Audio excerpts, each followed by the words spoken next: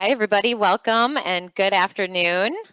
I'm super excited to be a part of this day and the REMAX Executive Mid-Year Meeting. We've had some great sessions so far this morning with having Hadi and Adam, and then with Anne's session as well. And I look forward to Gina's after this too. So as we're kind of waiting, I've got some people coming into the room still, and I'm so glad all of you are here. I'm going to be asking in a few minutes for all of you to tell me if you are a current individual agent, if you are currently a team leader or thinking about being a team leader. I would love to hear from you. So in the chat bar for the menu, you can go ahead and put in there if you are an individual agent or a team leader. I'd love to know who I'm talking to. And then also you can use that chat window for any questions you have throughout the process as I'm going through different slides, and I'll have some room for Q&A at the end as well. So go ahead and hit that chat window and let me know if you are a team leader or individual agent, and I'll ask again here as soon as we get some more people in here. I see a lot of names that I recognize. So today's session is about building a team from the ground up. And I know many of you, but just to I'll give you a quick little background on me. And obviously you can see from the screen there that I am an education junkie. So I love learning anything and everything I can about real estate or anything having to do with real estate. So you can see I've got my CRS designation, my luxury home marketing specialist, ABR, MRP, IREP, GRI, PMN, the list goes on and on. But I love education, and so that's one of the reasons why I think I got into and loved coaching and getting into that realm in real estate as well. So I can just overall help people, and it's something that I'm very passionate about, and luckily found my passion in this business. So a little bit about me. As I promised, I want to see who we have in the room here. So if you all can see your chat bar and type in there, I know Sarah just put in, everyone can use the chat bar and the chat function. And you click that drop down arrow there and just tell me, are you an individual agent or are you currently a team leader or thinking about starting a team? And what I'm going to go through today is where I started, where I came from, where I'm at now, what steps I took to get there, and why. And then, as I said, I promise you that I will answer any and all questions at the end. I also have some handouts. So you'll notice, I don't want to tell you at the very end in case you get out of the session and don't have them in there, but there are handouts, 5 different handouts that I've included today. And you can go ahead and click on those and download and save them. They're all PDFs for you. And as I'll say at the end too, if you want anything that I didn't include as a handout, I'm sure that Candy and Chris on the webinar right now can tell you that I am absolutely a sharer. And so I'm willing to share anything that you want a copy of or answer any questions that you'd like. So this is where I started. So the then, and just to give you an overall big picture of who I am and where I came from. So I just hit my 5-year anniversary with REMAX this past January. And my first year in the business, I was really running around like a chicken with my head cut off. For some reason, I decided halfway through high school that I knew everyone in my high school and asked my parents if I could switch to the neighboring high school, and they said yes. And I don't know why, because I would probably tell my kids no. But I did switch high schools halfway through, and man, that really helped me in real estate because it really helped me grow my sphere. I didn't even know I was going into real estate. So when I got into the market and got my license, I of course reached out to all those people that I had gone to high school with, anyone and everyone in my sphere, and let them know that I was in real estate. And I was blessed. I sold 30 houses that first year. Running around like a chicken with my head cut off is probably an understatement, but I wanted to dive in and learn anything and everything I could. So I went after those designations that I mentioned. I took a lot of classes and courses and basically wanted to be a sponge to get anything and everything I could under my umbrella for knowledge and education so I could properly educate my clients. And so right after, at about that 1 year anniversary, it was actually on New Year's Eve, I had convinced my brother to get his real estate license. And he passed, he took his real estate exam and passed the test on New Year's Eve. And so that was an additional celebration that New Year's for us to celebrate him passing his real estate license and adding him to my team as my first team member. So that was pretty exciting. And I will tell you that it is hard to work with family. So anyone that's not currently working with family, I did have to fire my brother, and we are still good. We have a great relationship, but we just had differences of opinions. And one of the things, and I think that's important to cover as a team, I think it's a funny story anyways, that I had to release my brother. He wanted to golf more than he wanted to sell houses. So hopefully you all get a chuckle out of that.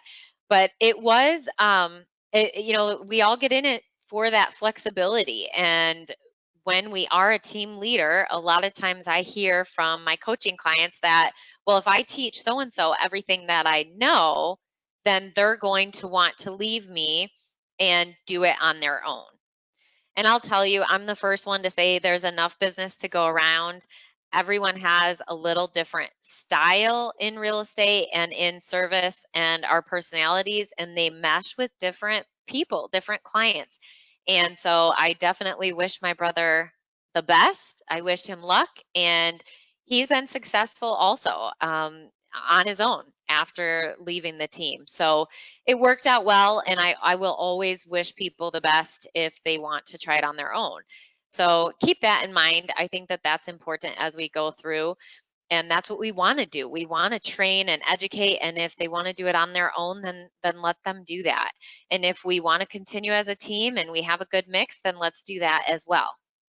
So now this is kind of the now. I have a team here, very blessed to have a team in the Charlotte market, and then also still in West Michigan, where I was born and raised. So we as a team, between the two of us, sell about 140 houses per year. I haven't been in the Charlotte market longer than a year yet, so we're still getting our feet wet, but I have some amazing team members that have been in this area for over a decade. And so we've got some great experience on the team and knowledge, and we just have that great team camaraderie. We do have 4 admins at our hub, and I'll talk to you a little bit about admins and hiring them and what that kind of looks like in the structure. I'll tell you too, I mean, once I hired my first admin, it became addicting, and I knew she paid for herself right from the get-go. And I knew that I could have admins for so many different roles and how much easier it made my life at the end of the day. So what I want to ask you, and some of you that are taking the Ramp Live class with me right now on Thursdays I apologize, you've had this kind of beat into you already, but the Daily Success Habits is a tracker that I use. I am a Workman Success Systems coaching client and coach. And so a lot of the systems that we use, a lot of the processes come from Workman Success. So although I bill myself as the OCD realtor and a queen of checklists, I did not come up with these fantastic ideas. But when you look at what you do on a daily basis, are you doing money-making activities or are you busy doing fake work? And what I mean by that is, are you on Facebook all day? Are you managing what your friends are doing? Are you liking and commenting on things? Or are you out showing homes, writing offers, spending your time in activities that are money making. Now, you will get a copy of this daily success habits tracker for you to use, and it's something that you can print off as a PDF. You can make it a fillable PDF. You can print it off and you can handwrite it, however you best are going to use it. The key is just that you use it. And so when you're starting kind of thinking about, should I start a team or what does that look like for me? I highly recommend that my coaching clients start with this daily success habits tracker. Track your activities, and you'll see that box that I highlighted on in red there tracks your activities from 7:30 in the morning to 7:30 at night. I'm not saying that that has to be the time frame that you work throughout the day, but it gives you enough time to be able to track your day in 30-minute increments. And so if your morning workout or your morning consists of a workout, then go ahead and put that in there. And if you can, do yourself a huge favor and deal with just 1 week and have your phone alarm go off every 30 minutes. And you write down what you actually did for the last 30 minutes when your phone alarm goes off. I promise you it will be enlightening. There will be many of you that look at it and say, wow, I'm busy throughout the day, all day, every day. However, it looks like I'm doing fake work. I'm not doing money-making activities. Or maybe you are doing money-making activities with a mixture of fake work. And at the end of the day, you look at where you can maybe delegate some of those things and you don't have to do them. So you can focus more on the money-making activities. As team leaders, we are seen as the rainmaker for the team.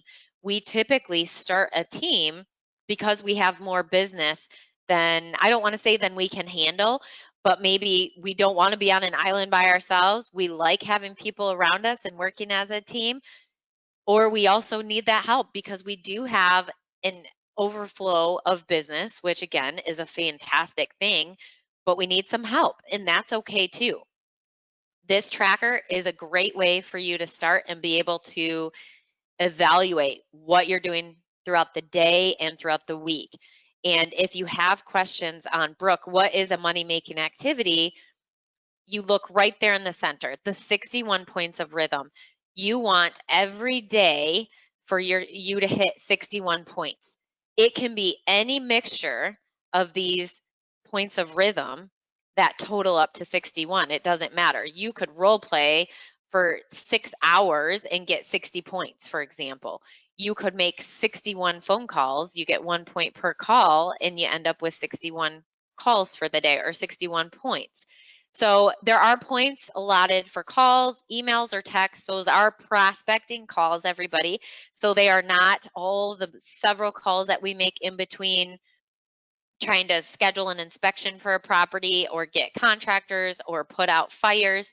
It is purely prospecting for new business. And so the calls, emails, or texts, handwritten notes, showing 2 homes to 1 client, having a buyer or listing appointment, agreement, writing an offer, having a closing, 10 points for every open house per hour that you do, 1 point for door knocking, 1 MT is a common question. That is one more thing, one more time. So if you say that you are going to make 50 calls, do it one step further, make 51. So you get that extra 1 point.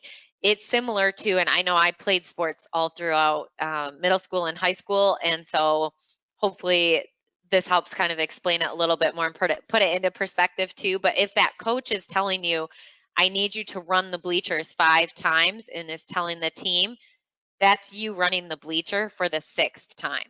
That's you going one step further, doing one more thing, one more time. And then role play and script practice. Every time you do that, it's 10 points per hour. You total those points up, aiming for 61 points a day. If you do, and I know that we all are sometimes working nights and weekends, and so if you don't hit 61 points a day, but you want to go after a a great week, then I tell my clients to go after 305 points for the week. So that's 61 points a day times 5, and that equals 305. So you can aim for 305 points through the week. You may get 40 one day, but you're doing an open house Saturday or Sunday where you're going to get that additional 20 points that you need to get to that 60 or 61. So hopefully that makes sense. As I said at the beginning of this, if you have any questions, please go ahead and put them in the chat box. I will be watching that and will answer any and all questions at the end as well. Again, you will get this PDF for the Daily Success Habits Tracker to start using and tracking to see what activities you're doing on a daily basis. Now, you've heard, I'm sure many of you have heard before, do you have an admin or are you one? If you don't have an admin and you're not using a transaction coordinator, you are the admin. So I want you to meet Lori. Lori was my first hire, my first admin, and Lori is still with me today after 4 years. Lori is probably the best hire I could have had for that first hire. And I'll tell you what, I fought my coach over and over again because I didn't want to personally be responsible for putting food on someone's table. I mean, that's a very stressful idea that you make a hire and you're looking at that big amount. What is that amount per year, that annual salary? It can sometimes blow your mind to think about paying for that. So Lori, I put an advertisement out on Craigslist, and I got a ton of responses, a ton of resumes and references, and somehow I got lucky enough that Lori just continued to stand out, and I hired her, and July 25th is going to be her 4-year anniversary. And I'm so blessed, as I said, that she was my first hire.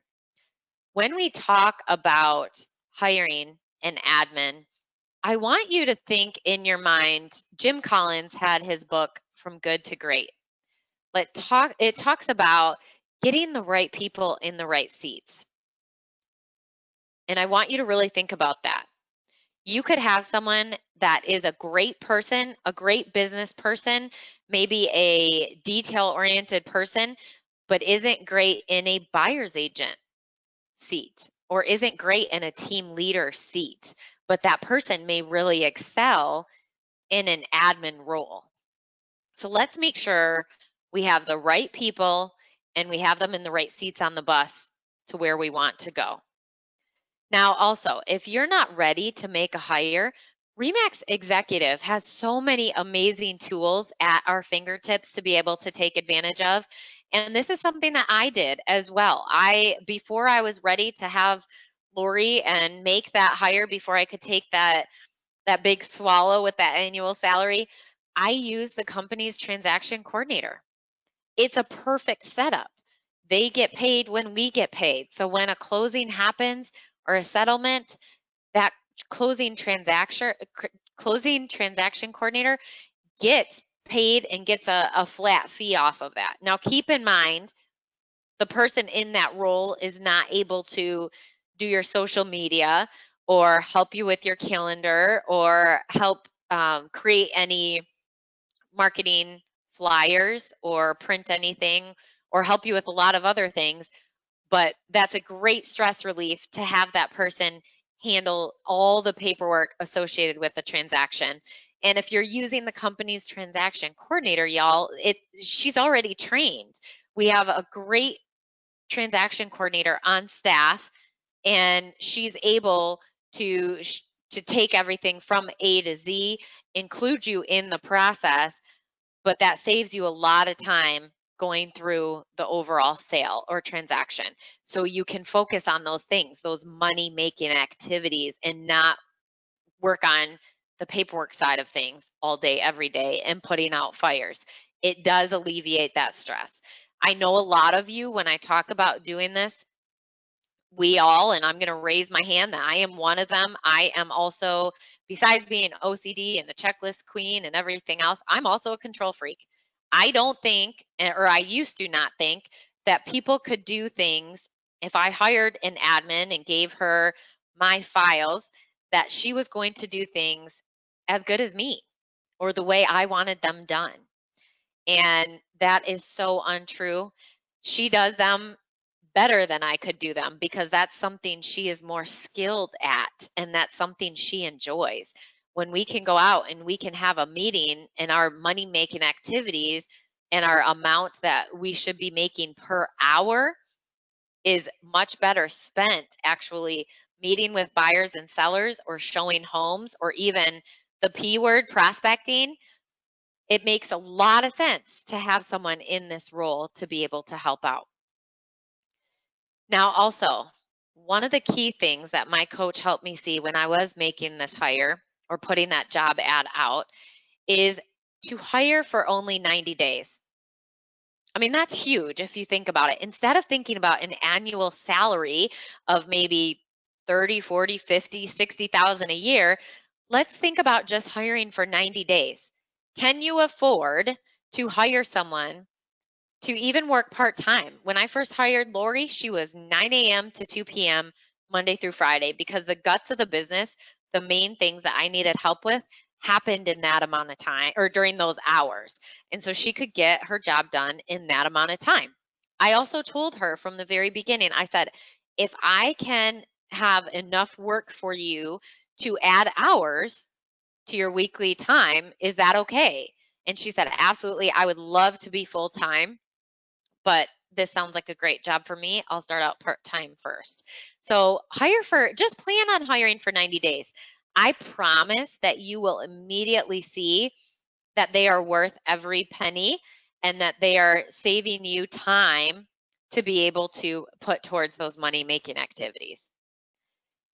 Now, just a few tips here. Wise Hire is an amazing site to put job ads on. Indeed, I've had a lot of success also by going to local college and university job boards and posting there because you can get students that are looking to maybe get into maybe not real estate, but maybe the business field or an admin position. And you can certainly hire from that too. I've had a transaction coordinator with my team now for over 3 years, and she's a college student at a local university, and she plans her classes around her work schedule. And then when we're busiest in the spring and summer, she's out of school, and so she's able to work full time during those months. So it's a perfect mix. Offer a few tests up front. So ask them in the job ad, which I'm going to share with you in a minute, and it's also a handout, so you have it here. I gave you an example of what I use for a buyer's agent and also for a client coordinator. Is ask them to maybe create their resume in Word, but send it to you in a PDF, or send them something and ask them to send it back to you in a PDF. Let's see if they have some of those, if they are proficient in Word or in transferring a file from Word to PDF.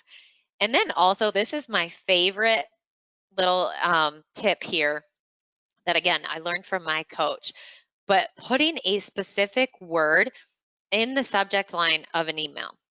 So in my job advertisements, I usually say, mention the word Apple in the subject line of your email when you send me your resume and references. You can say, mention the word Panther, mention the word Tar Heels, mention the word orange. It doesn't matter what the word is, but put it somewhere in your job ad. So it's not at the beginning or the end, but somewhere near the middle. And this is their first test to see if they really are detail oriented and follow instructions.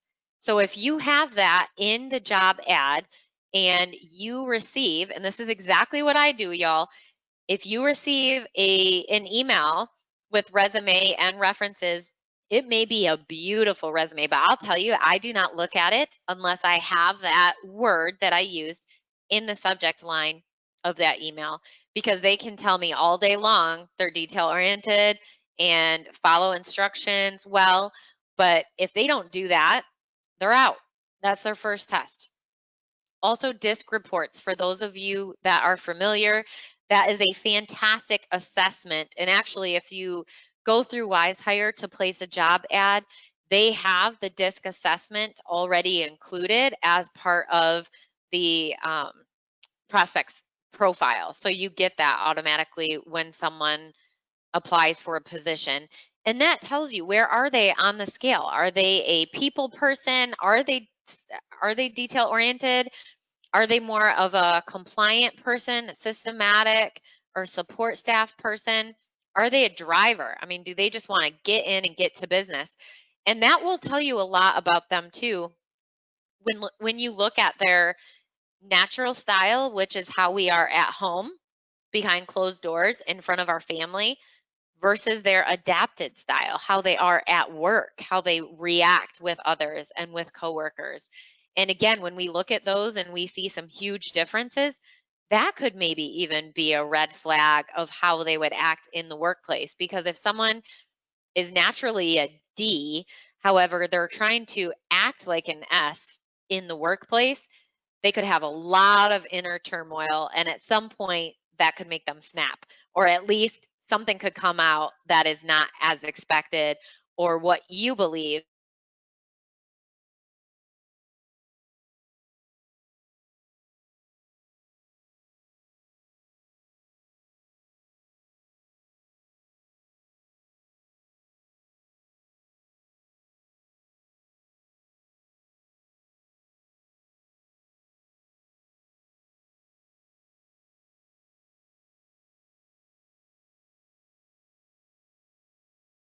Brooke?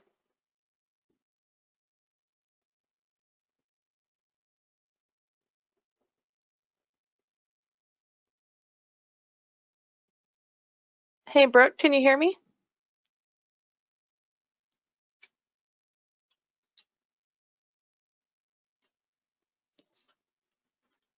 Mm.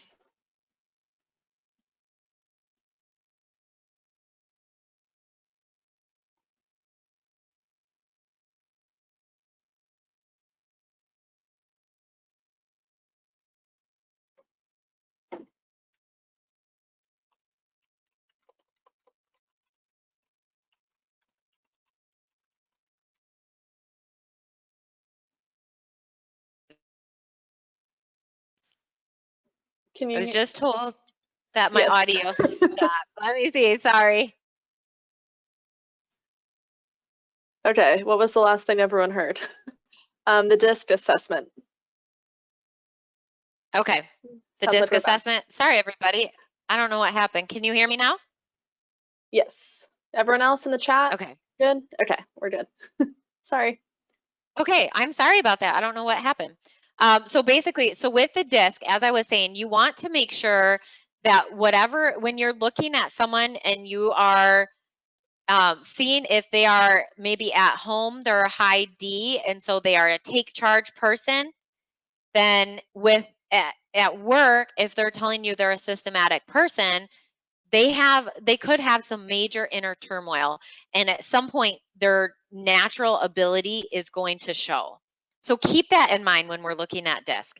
Hopefully you all didn't miss out on too much of what I said about the DISC profile, but I'm always willing to jump on a call and talk with you further about that too. And then I had on my slide there about agent recruiting. So I am going to talk to you and give you some tips on agent recruiting in a minute. When we talk about growing a team, there's no black and white in real estate. So there are all different ways across the board. You can talk to team leaders across the country, and there's no black and white way to start a team. There's no right way or wrong way. There are different ways across the board. And so I'm going to talk to you about different options that there are available for that too, or different ideas. And it doesn't mean that you have to put that in a little box either. So when we talk about creating a team or even going down that road, you have to have a growth mindset. Failure is an opportunity to grow. Challenges help me grow. I like to try new things. If you go back and you think about failure is the limit of my abilities, or you tried to start a team in the past and didn't have great success, If you have that fixed mindset of that is never going to work for me, then you're right. It's never going to work for you. You need to try it a different way. And maybe you had the wrong people on the bus. Maybe you had the wrong people in the wrong seats on the bus. But let's start over with a growth mindset and hire the right people in the right seats on the bus and grow. Have that growth mindset and be willing to grow. I will go over some of my tips of team leaders or leadership. And again, I don't even have all the right answers. We are all, I mean, I like to surround myself with amazing people that are doing amazing things in the business, and I follow what they're doing. I watch what they're doing and I want to learn from them. Isn't that fantastic? I mean, at RE/MAX Executive, we have some amazing agents and brokers and BICs and leaders in place. And if we can just follow them, we don't have to reinvent the wheel. Just learn from their successes, and we can even bend their ear. I mean, we can mastermind. We have so many amazing tools at our fingertips.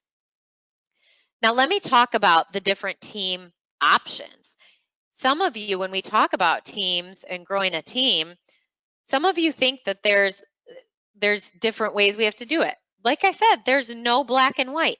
There are teams that have buyer specialists and teams that have listing specialists. There are teams that have sales partners or agents and brokers that all list and sell, work with buyers and sellers.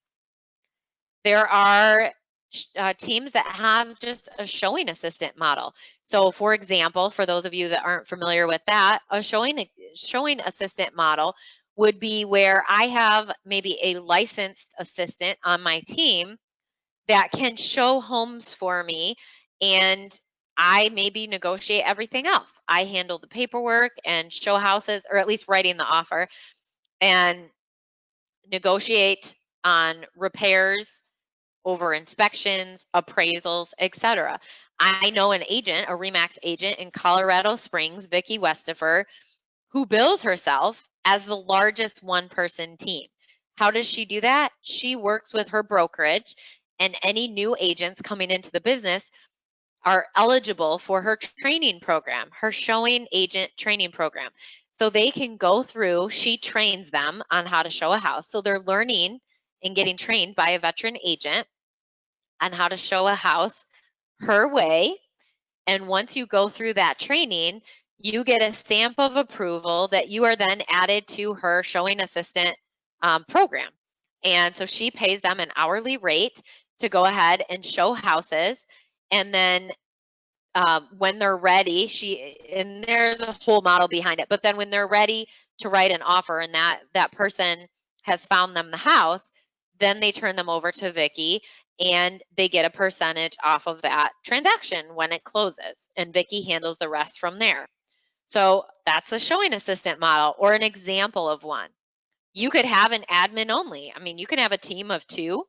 So if you have an admin and you're the rainmaker and you are just working and getting executed contracts one right after the other, and then you pass them along to your admin when they're ready to do the paperwork side of things, that's a team model. You could have a team support staff member, which I'll tell you is another great hire that I made, with an office transaction coordinator. So my team support staff member, which is one of the other team members I have, or admin members on my team, she's just that. She's kind of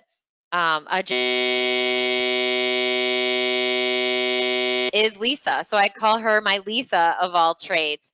And she handles putting up signs and lock boxes. She delivers gifts for us if we need it. She runs errands for the team. She'll drop off different things. I mean, she creates marketing information for us when needed, helps me out behind the scenes. I mean, some of you that are taking RAMP with me right now hear from Lisa and get emails and homework checkup from her. So having that kind of almost like an executive assistant, and then also a transaction coordinator. So again, you can do the sales, get an executed contract, and get that to your transaction coordinator. There are also teams that have virtual assistants. So if you want someone, and there are people overseas, there are people in the Philippines, there are people locally that are licensed and can run the transactions for you virtually. You may not ever meet these people, but they know the ins and outs of real estate in our state and can help you from there. Now, agent recruiting. So just a tip for any of you that are looking to start a team, you should have an agent on your team for every 25 to 35 leads coming in per month. So if you have less than 25 to 35 leads per month, then do not hire an agent or add an agent to your team until you can get up to that lead amount, whether it's with direct client referrals or if it's with purchasing leads online, having a high volume lead generation system. If you have more than 25 to 35 leads coming in per month that you could hand to another agent on your team, then you need more agents. So if you have 50 to 70 leads coming in right now, you probably are actually behind. You should have a couple additional agents on your team. Or find an agent in your office that is wonderful and works with the same philosophy that you do, and figure out if he or she is willing to work some of your overflow transactions and get paid a referral fee on that. Now, I see Sarah had sent in a question and just said, what is your average pay for admins? I really think that varies depending on location. I have started some of my admins, I would say, gosh, so 5 or 4 years ago when I started with my first admin, I think I was paying $11 per hour plus a $50 per file bonus for every closed file or closed transaction. And that was a part-time position. And then I promised within the first 90 days, I would do a review, and it was based on performance. And if the performance was at the caliber that I wanted it, then there was a dollar increase per hour. So then I would increase to $12 per hour. And I've increased over the years as with performance, with great performance, with time that they've been on my team. I mean, we now have, as I said, 4 admins, and they've all been with me for quite a while, and they're all amazing. And that's the other thing, is that they all work together really well, which helps. The average referral for a team member, if you provide the lead. So Sarah, I don't know on that question if that's typically for a member of your team for a referral or if it's for someone else in your office. But I'm going to get to a little bit kind of how you come up with the splits. I'm not going to tell you how to do them, but a couple examples. And if that question, Sarah, is towards more someone that's in the office, I would say for some overflow transactions, just make sure that you're on the same page. You both offer that same level of service to your clients, and figure out what you both think is fair. I know, and I don't want to get into what's typical for compensation. I don't want to have that conversation, but let's say a referral fee from an agent coming out of state is maybe 25 to 30%. So think about maybe that for starters for an agent that's not on your team that maybe you're talking about doing a referral fee for. So hopefully that helps. This is something that we put together. You have to have a value proposition and talk about the advantages of working on your team. So if you don't believe that someone is at a great advantage being a team member or a sales partner on your team, how are you going to tell them that, or how are you going to, I don't even want to say sell them, but how can you tell them that it's a great move for them to join your team? You can't. You have to truly believe that it is to their advantage to be on your team. What is that value proposition? We put this together, and this is another handout that I've offered as a PDF where it states that, we have agent awareness and productivity meetings. We play off the Remax brand, Remax brand awareness. I've pulled a lot of agents over from other brokerages where I can lean on Remax and the brand awareness. That's huge. People recognize the balloon and the Remax brand as they do Nike and McDonald's. Also a team of agents to assist with holding houses for listings, filling in for showings and closings, a full admin team and support, including and stating what that includes, lead generation, being a part of Workman coaching systems and tools and having those at their fingertips, working business plans, core values-based atmosphere, team lunches and retreats, client events, etc. So you can see how when someone's thinking about joining our team and I say, here's what we do as a team, I think that's pretty exciting. Someone who feels like they're an individual agent on an island by themselves at that time, why would they not want to be a part of that and have those offerings for them and their clients? So I will tell you that before or as you start going down that road of thinking of starting a team, having systems in place is extremely helpful. So having training systems for having your paperwork and having showings and education, lead tracking or some sort of high volume lead gen. Like I said, if you don't have enough leads in there, transaction management, what are you doing for that? What can you offer? Offering buyer and seller presentations. Are they comfortable? Are they offering the same level of service and setting the right level of expectations for your buyers and sellers as you do? And can you train them on that? Having team meetings, those are fantastic to ensure everyone's on the same page. Going through business plans and focusing on what are your goals and where are you going to get that business from? Daily huddles. I start every day talking to my team at 8:45 a.m. I talk to them, it's typically just 15 minutes, but I talk to them every morning at 8:45 a.m. And I want to know, right now, this is something that's virtual and we do it through Zoom, but I can see the whites of their eyes and I know if they're having a bad day, if they're having a great day.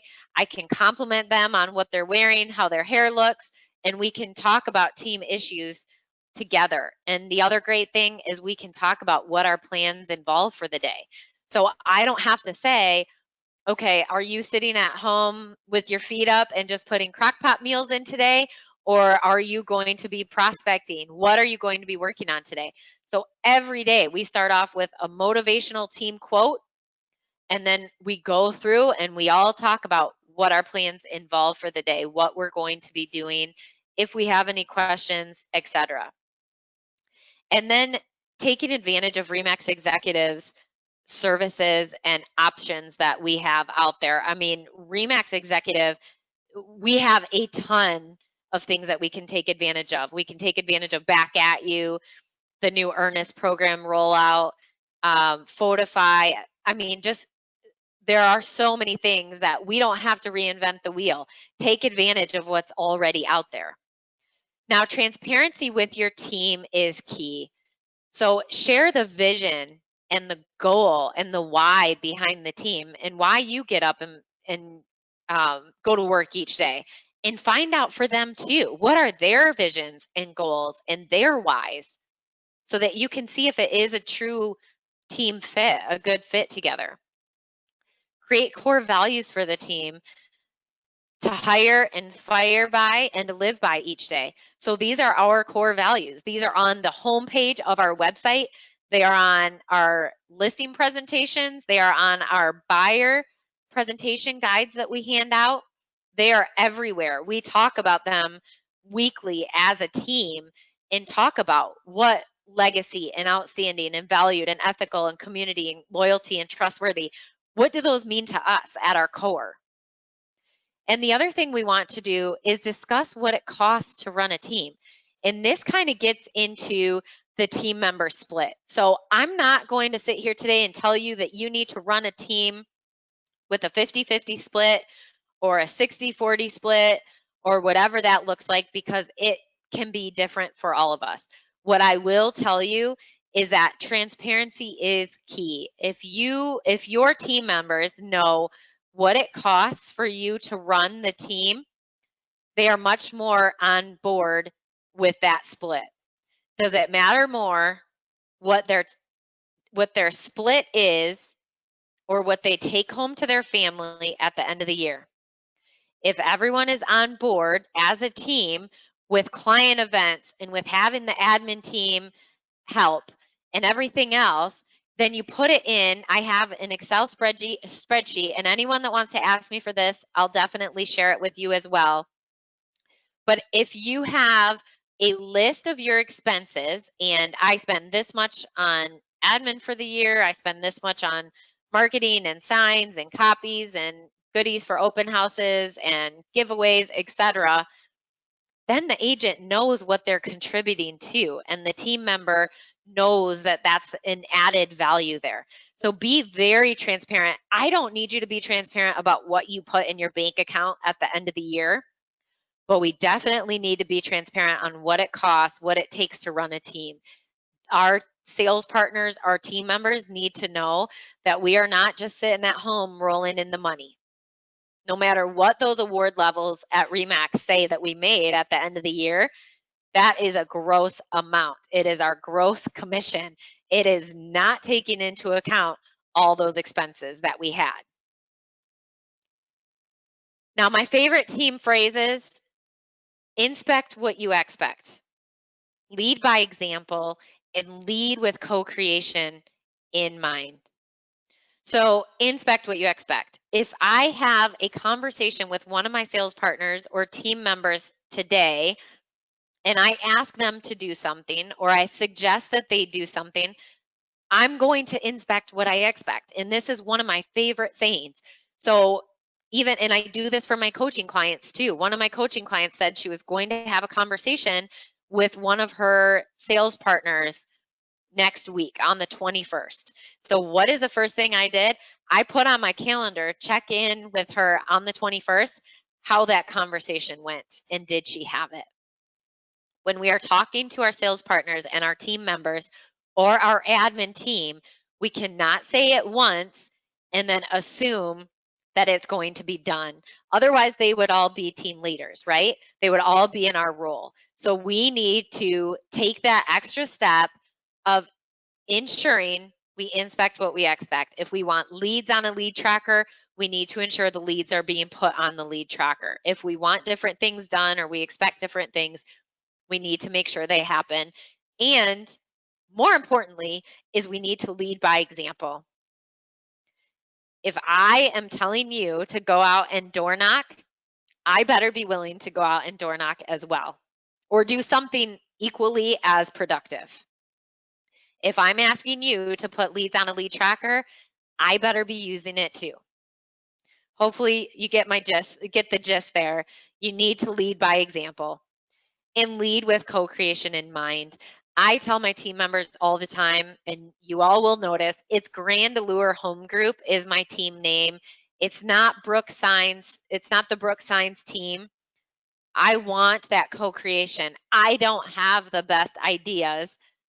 We come to them, and our ideas come to fruition by having all the team members share together and all of us weigh in on decisions and throw ideas out there so we can make the best plan for the team. So co-creation is very important. And all my team members, I think I can say that they all feel a true part of the team and feel that their take or their ideas or their suggestions, their feedback is just as valuable as mine. Now, the handouts I've offered, I tried to go through as I was listing them off, but I have the daily success habits tracker there in a PDF. I have sample job ads included. So you are going to want to edit those. I did not put the keyword in there. So keep in mind that you'll want to take that advice from me. I promise it's extremely valuable. And you'll need to personalize them on what it feels like joining your team. You'll want to put your own spin on it. Also, interview questions. Those are amazing to have and be able to go through. You don't have to ask all of them, but those are great starting points. I love asking who are 3 people you admire and why? And it doesn't really matter who it is, but it matters the why. Why do they admire those people? And listen for those key phrases. Also, I love asking, you graduated from high school and then what? ... Then play it out for me and listen for the woe is me stories. Listen for where they are playing a victim. You don't want someone on your team that every job that they ever had, they're saying, and so ganged up on me, or that manager had it out for me, or this happened or that happened. You want to hear them tell you what their life has looked like up until this point. Also, the first 14 days client care coordinator checklist. If you don't know what to do once you hire a client care coordinator, this 14-day checklist is going to be very valuable to you. Now, know also you're going to want to make changes to these things. So you're going to want to make them your own. You may not use all the tools I do on that client care coordinator checklist, and so you'll want to edit it, but at least it gives you a starting point so you don't have to reinvent the wheel. I didn't mention, but for references or for resumes, ask for at least 3 references and then call them. So many people ask for references and then don't call. So if you are getting a resume for a prospective team member and they give you the permission to call and check references, check someone that they did a transaction with and see what they were like working the other end of the transaction. Were they professional? Were they respectful in their negotiation? Those are important things to ask. Also, the advantages of joining our team flyer. I gave that to you so you could go ahead and edit that, make changes if you want. As I promised, if there's anything else you want, you can reach out to me. Just ask. I'm an open book. I'm willing to share. As I said, there's enough business out there for all of us. I want RE/MAX Executive, those numbers that Hattie went through today. I want us to continue to climb and raise the bar and raise the ceiling for RE/MAX Executive throughout the Carolinas. Sarah asked, what people or channels do you follow on social media or YouTube that you find helpful or inspirational? Honestly, I am kind of crazy. I follow everyone and everything.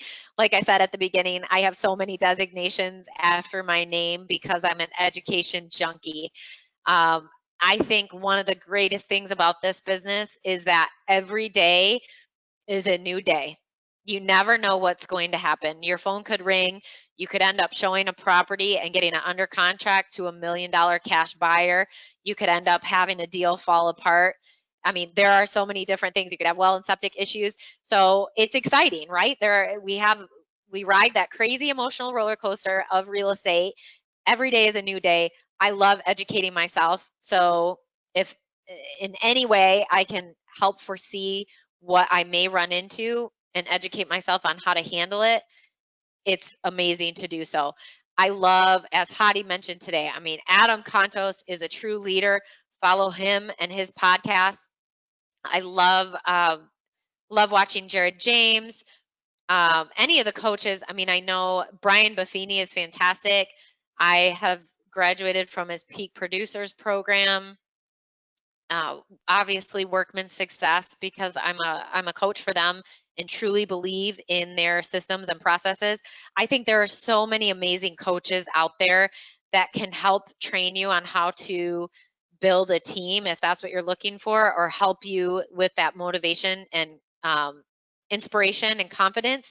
It's just the one that fits with you and your personality. I always say it's like dieting. Just pick one and stick with it. Don't be a typical agent with shiny object syndrome. We hear about new things each day that we want to go and try. Sarah also asked, how do you build confidence in a junior agent? Obviously experience, but anything else? So what I do, I think confidence comes with knowledge. Knowledge is power. So build them up with as much knowledge and systems and tools to do the job as you can. Have them shadow you, mentor them as much as possible. Have them shadow other agents, because they're not always, it's just like I say in coaching, one of my coaching clients could hear something from me and hear it from someone else tomorrow. And for some reason, the way that the person tomorrow says it clicks or resonates with them more so than maybe how I say it, and vice versa. So have them learn. As I said at the beginning of this webinar, learn from people that are successful around you. Watch what they are doing and duplicate it. And have those agents build up. You know, if you are working with them, to have them maybe as a team leader, maybe they work with your buyers.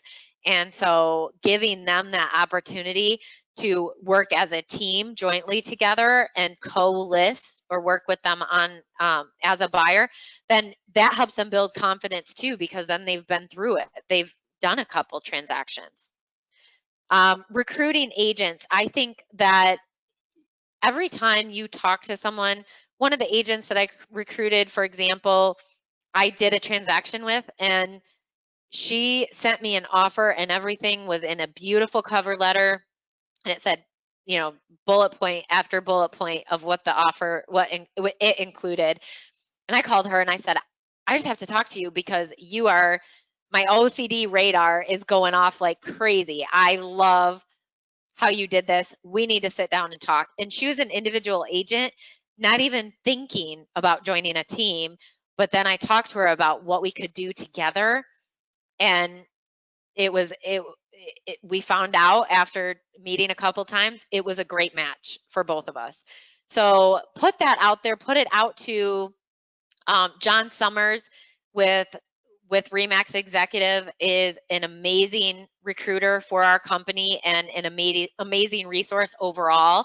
So let him know that you may be looking for team members or thinking about starting a team, and he can keep in mind anyone that he's talking to or recruiting may be a good fit for you and for your team.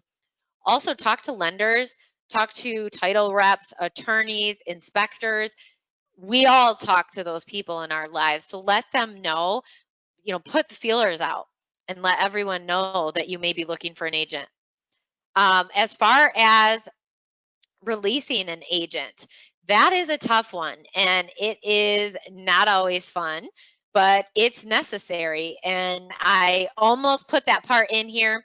A bad apple or a rotten apple spoils them all quickly. I have made mistakes in the past where I've held on to an agent too long because of my heart, because I truly believe that people are good at their heart and soul. And so I've kept people on too long where they've started their moods have started rubbing off on other agents on the team. And so if you stick to those core values and you hire and fire, release by them, they are at your core. That's what you live by and you hire and fire by. I always say hire slow, fire fast. So as soon as you feel that that person is not a good team fit, you need to release them. It's not fun, but at the end of the day, it's truly in your best interest. And if you go through and you look at your core values and you say, hey, we work as a team with loyalty and integrity, and we're ethical and we care about our community. In most cases, if you have a team member that is that needs to be released, you can tie it back to one of those core values that they're not following. So hopefully that helps. If anyone has any questions, please, I'll answer them. Please go ahead and put them in the chat box. And I think Sarah's kind of copying some over to me as well. Hopefully I answered all of the questions that everyone has out there so fast. or so far. And again, as I said, feel free to reach out to me. I'm willing to help. I'm a team player. I love Remax Executive and what we are building, what Hadi and Karush and Sarah and John and the rest of the amazing team is building here. And so I think that we can only continue to grow and lean on one another to do so. Sarah, any other questions or anything else today? I am so grateful that each of you took time to be here, and I'm excited for Gina's session at 4 o'clock on marketing as well.